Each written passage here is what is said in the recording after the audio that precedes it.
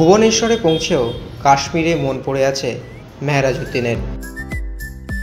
বুধবার super cup খেলতে ভুবনেশ্বরে পৌঁছে গেল মোহামেডান দল।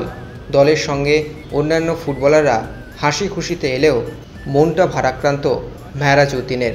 আগামীকাল তাদের ম্যাচ রয়েছে নর্থ ইস্টের বিরুদ্ধে।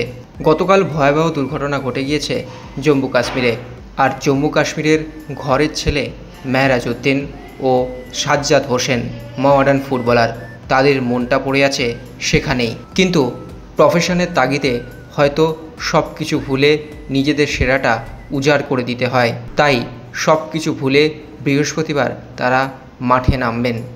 মেহরাজউদ্দিনকে এই বিষয়ে জিজ্ঞেস করা হলে তিনি কিছু বলতে চায়নি, কিন্তু অফ ক্যামেরা বললেন মনটা ভালো নেই। আমরা কথা বলে নিয়েছিলাম মোহামেডান টিমের ম্যানেজার দীপেন্দু বিশ্বাসের সঙ্গে।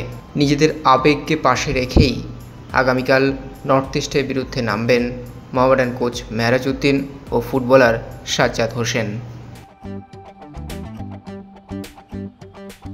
যে মোহামেডানের কোচ এবং মেহরাজউদ্দিন ওয়াডু, এবং গতকালই একটা ভয়াবহ দুর্ঘটনা ঘটে গেছে জম্মু কাশ্মীরে, সেক্ষেত্রে মেহরাজউদ্দিনের বাড়িও সেখানে, এবং কালকে একটা বড় ম্যাচ। তো মানসিক দিক থেকে মেহরাজউদ্দিন ওয়াডু কীরকম রয়েছেন? হ্যাঁ না, সাজ্জাদ মেহরাজরা অনেক বেশি অবশ্যই একটা চিন্তার বিষয়, কিন্তু তাও ওরা এই যে ঘটনা ঘটেছে তার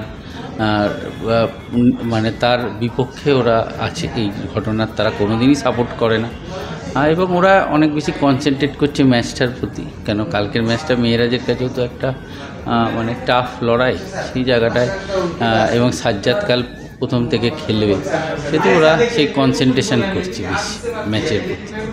এবং তুমিও কি প্রাক্তন ফুটবলার হিসাবে এই বিষয়টা তীব্র নিন্দা করবে?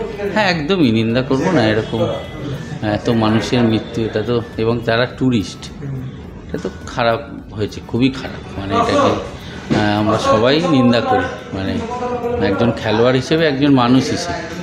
এটা একটা নিরীহ মানুষ, তারা তো কোনো সমস্যা ঝামেলা, তারা বেড়াতে গেছে, তাদের এটা খুবই খারাপ। Extra time.